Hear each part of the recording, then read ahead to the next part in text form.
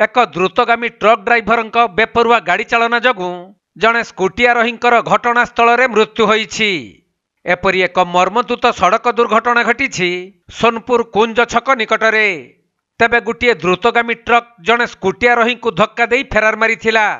फल घटनास्थल में ही स्कूटी आरोहींकर मृत्यु होइथिबा बेले मृतकों परिचय एपर्यंत मिल पारि नाही।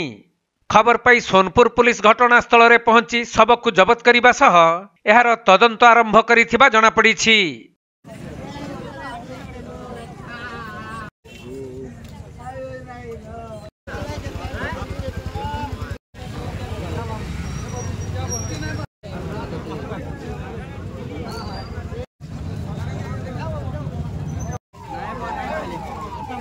सुवर्णपुर जिला प्रतिनिधि पीतांबर महापात्र रिपोर्ट, कोणार्क लाइव।